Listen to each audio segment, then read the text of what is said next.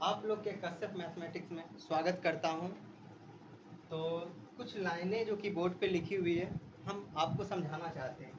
लोग कहते हैं अच्छे लोग और अच्छी किताबें तुरंत समझ में नहीं आता है। अच्छे लोग और अच्छी किताबें तुरंत समझ में नहीं आता है, उन्हें पढ़ना पड़ता है। तो इसी बात को लेकर के हम आगे का रेगुलर क्लास अब स्टार्ट करने जा रहे हैं, रेशियो एंड प्रोपोर्शन। और आज से आप लोगों का रेगुलर क्लास होगा और total complete solution RS Agarwal करवाया जाएगा। तो दोस्तों हम स्टार्ट कर रहे हैं। सबसे पहला topic ratio and proportion.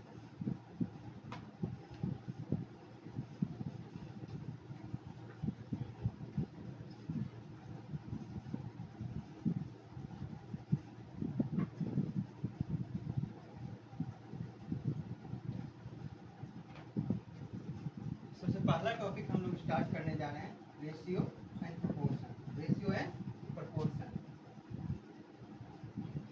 Ratio and proportion. Ratio and proportion. Ratio and proportion. Ratio and proportion. Ratio का मतलब होता है अनुपात। रेशियो का मतलब क्या होता है? अनुपात। रेशियो का मतलब क्या होता है? अनुपात। और समानुपात क्या होता है, पहले इसके ऊपर हम पहले समझना चाहेंगे। पहले रेशियो एंड प्रोपोर्शन जैसे हम बताने जा रहे हैं आपको, तो क्या RS अग्रवाल तुरंत सॉल्यूशन नहीं ना करवाएंगे, कुछ तो कॉन्सेप्ट जरूरी है सबसे पहले। तो सबसे पहले रेशियो एंड प्रोपोर्शन हम फर्स्ट टॉपिक स्टार्ट कर रहे हैं आप लोगों के बीच, और ये रेगुलर क्लास चलेगी। तो सबसे पहले रेशियो एंड प्रोपोर्शन। रेशियो मतलब अनुपात, प्रोपोर्शन का मतलब होता है समानुपात। क्या होता है? समानुपात।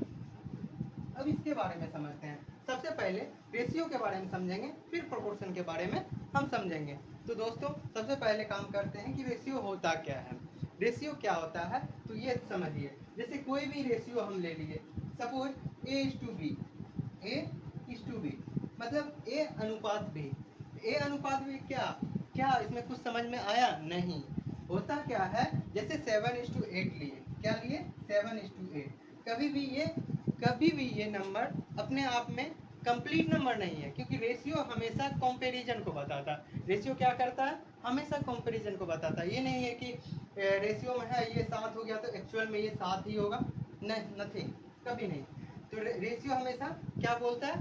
कंपैरिजन को बताता है। तो सबसे पहले हम समझना चाहेंगे, देखिए इसमें कुछ वेरिएबल का जरूरी होता है। जैसे कि हम सबसे पहला काम करते हैं, जैसे कि क्यों नहीं है, जैसे कि रेशियो में होता है, तो ये क्यों नहीं होता है रेशियो कभी भी एक्चुअल वैल्यू, तो समझाते हैं। जैसे सपोज कीजिए हम 21 × 24 लिखे, तो क्या ये सिंप्लीफाई होकर के क्या नहीं आता है? 7:8 आता है। इसीलिए बोला जाता है कि कभी भी रेशियो हम एक्चुअल वैल्यू को नहीं बताता है। तो इसको सबसे पहले हम समझने के लिए क्या करते हैं, समझने के लिए एक चीज का प्रयोग करते हैं। जैसे कि हम लेते हैं कि मान लीजिए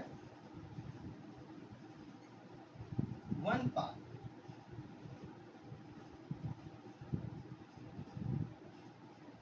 1 पाथ का वैल्यू 1 पाथ का वैल्यू मान लीजिए x है, तो कितने पार्ट थे यहाँ पर?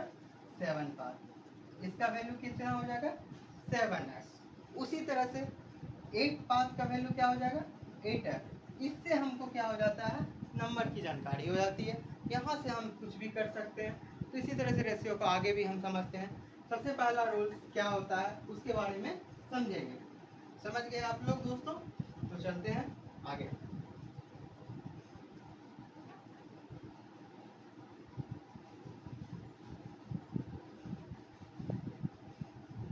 तो हमने यहाँ का क्या देखा कि रेशियो क्या होता है। अब आ जाइए प्रोपोर्शन क्या होता है। प्रोपोर्शन का मतलब होता है समानुपात। प्रोपोर्शन, देखिए प्रोपोर्शन।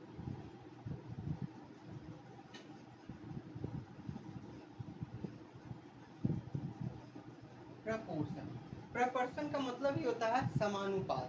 जैसे A:B। A:B ये जो साइन होता है प्रोपोर्शन का होता है। ये साइन क्या होता है? प्रोपोर्शन का होता है। C:D। इन दोनों के बीच A:B समानुपात प्रपोर्शन C:D।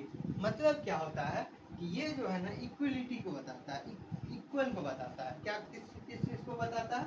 इक्वल को बताता है। जैसे 2:3 समानुपात क्या हो जाएगा बताइए आप लोग?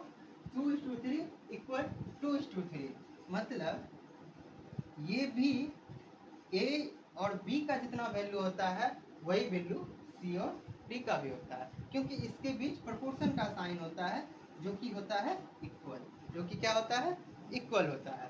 तो चलते हैं आगे। सबसे पहले हम देखेंगे इसमें कुछ इसी टाइप में। सबसे पहले एक फॉर्मूला निकल जाता है अपने, जैसे कि हम यहाँ लिखे A:B और C:D, तो यहाँ पे सबसे पहले हम एक फॉर्मूला निकालेंगे क्योंकि बीच में होता है इक्वल का साइन। तो चलिए देखिए क्या करते हैं, देखिए A/B इक्वल प्रपोर्शन का साइन मतलब इक्वल C/D। अब देखिए C/D। अब देखिए यहाँ पे क्या करेंगे हम? क्रॉस मल्टीप्लिकेशन मतलब तिर्यक गुणज करते हैं, कोना कोनी गुना। तिर्यक गुणज मतलब क्रॉस मल्टीप्लिकेशन ऐसे करके जाएगा और ये ऐसे करके जाएगा। तो हम क्या देखेंगे यहाँ पर?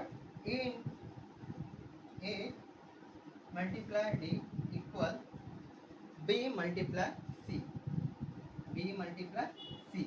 इससे क्या वैल्यू निकलेगा? इससे वैल्यू मेरा निकलेगा D। तो कभी कभी D इक्वल टू क्या हो जाएगा? B multiply C/A।